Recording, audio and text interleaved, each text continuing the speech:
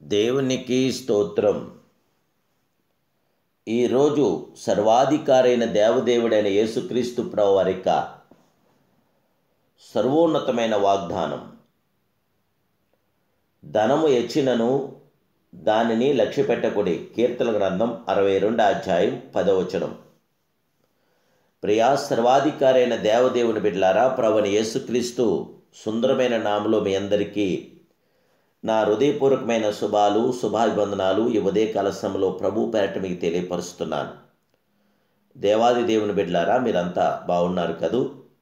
మహిమాస్వరూపుడైన దేవదేవుడైన యేసుక్రీస్తు ప్రభువు వారి యొక్క శాశ్వతమైన కృప మీతో కూడా ఉండుగాక. దేవాదేవుడు మీకు సంపూర్ణ జయవిజయం అనుగ్రహించునుగాక. దేవుడు తన శాంతియుతమైన మేలైన ఘనమైన కార్యం మీ పట్ల జరిగించి మీకు విజయం అనుగ్రహించునుగాక. దేవాది దేవుడు సంపూర్ణ ఆయుధార్గం మీకు దయచేసి నిత్యము చేపట్టి నడిపించునుగాక. దేవుని బిడ్డలారా, మన దేవుడు ఆశీర్వాదాల కర్త, దీవెనల కర్త, జయకర్త, విజయకర్త. విజయవంతన ప్రతి కార్యం మన జీవితంలో జరిగించగల మహాదేవుడు మన యేసయ్య. మీరు దేవదేవుడి నామానికి మహిమకరంగా, ఆయన నామానికి ఘనతగా, మీకు ఆశీర్వాదకరంగా నిత్యము ఆయన వైపు తేరు చూస్తూ ఉండండి. ఈ లోక ఆశల వైపు కాక పరలోక దేవుని వైపే మనం తేరు చూద్దాం. బలత్కారమందు నమ్మికించకుడి, దోచుకుండి చేత గర్వపడకండి. ధనము హెచ్చినను దానిని లక్ష్య పెట్టకండి అని దేవుడి వాక్యం మనతో ప్రబోధిస్తుంది. దేవుని బిడ్డలారా, యూదా ఇస్కరియోతు మనసు కాటావేయు తాసువలే ఉన్నది. ఒక తట్టులో 30 వెండి నాణ్యములను పెట్టెను, మరో తట్టులో యేసుక్రీస్తును ఉంచెను. అతని దృష్టిలో వెండి నాణ్యములు మరింత ఎక్కువ విలువగలగా కనపడాను. వెండి నాణ్యములకు బానిసలు అమ్మేవారు. అయితే 30 వెండి నాణ్యముల కొరకు క్రీస్తును ఇస్కరియోతు యోధా అప్పగించుటకు తీర్మానం చేసుకోగలిగినాడు. అయితే యోధా ఇస్కరియోతు యొక్క మొదటి స్థితి ఏమిటంటే, దేవుని బిడ్డలారా, అతడు సేవ చేయుటకు పిలువబడినవాడు. క్రీస్తు శిష్యుడు. ఆత్మతోనూ సత్యముతోనూ దేవదేవుని ఆరాధించుటకు ఏర్పరచబడినవాడు. అతడు యేసును వెంబడించెను. అద్భుతములను సూచక్రియలను కళ్ళారా చూశాడు. క్రీస్తు అనుగ్రహించు వరములకును వాగ్దానములకును హక్కుదారుడు. క్రీస్తు శిష్యుల్లో కోశాధికారి పదవిని వహించినవాడు. అందరికన్నా గొప్ప అపోస్తులుగా పేరుగాంచవలసిన యోధా ఇస్కరియోతు తన ధన్యతలన్నిటినీ పోగొట్టుకున్నాడు. చివరికి వెండి నాణ్యములను దేవాలయంలో విసిరివేశాడు. జీవగల దేవుని బిడ్డలారా, దేవుడు మనకిచ్చిన గొప్ప తలాంతులను పాడు చేసుకోవద్దు. దేవుడు మీకు ఇచ్చిన ఆధిక్యతను పాడు చేసుకోవద్దు. మనం జీవగల దేవుణ్ణి ఆరాధించవలసిన వారమే, జీవగల దేవుణ్ణి ఘనపరచవలసిన వారమే.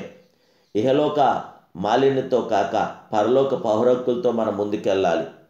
ఆ వెండి నాణ్యముల వలన అతనికి సమాధానం కలగలేదు. అతని హృదయము వేదన చెందింది. నిరపరాధ రక్తంను అప్పగించినందున పాపం చేశానని తలంచాడు. తన కోపమంతటినీ దేవాలయం మీద చూపించాడు. ఆ వెండి నాణ్యములను దేవాలయంలో విసిరి తర్వాత ఇంటికి వెళ్ళి ఉరివేసుకుని చనిపోయాడు. నేరారోపణ చేయు మనస్సాక్షిని బట్టి ఇలాగ చేశాడు. దుష్టులకు నెమ్మది లేదని పరిశుద్ధ గ్రంథం మనకు తెలియపరుస్తుంది. జయముగల దేవదేవుని బిడ్డలారా, అల్పకాల సుఖభోగముల కొరకు క్రీస్తును అప్పగించకండి, అమ్మివేయకండి. ఆయనను అవమానించకండి. ఆయన సర్వశక్తి సంపన్నుడు, సర్వాధికారైన దేవుడు. ఆయన అద్వితీయ సత్య స్వరూపుడు, భూమి ఆకాశ రుచిన సృష్టికర్త. ఆయనే ఎలోహిం దేవుడు. ఆయన మనందరి జీవితంలో జయవిజయాలు అనుగ్రహించి బలపరచగల గొప్ప దేవుడు.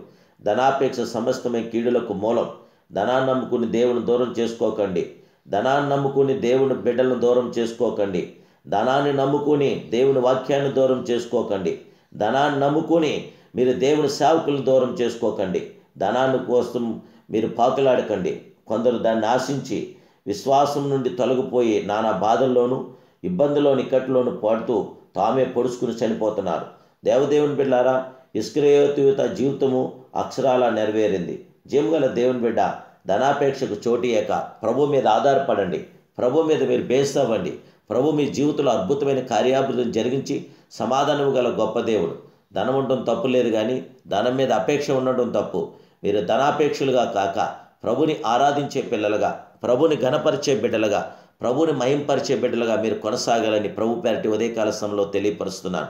ఈ నూతన సంవత్సరంలో నూతన కార్యాభివృద్ధి మన జీవితంలో జరగాలంటే పరిశుద్ధుడైన దేవుడికి మహిమకరంగా మీరు జీవితాలు కొనసాగించాలి. పరిశుద్ధాత్మ దేవుడు మీకు తోడైండు గాక.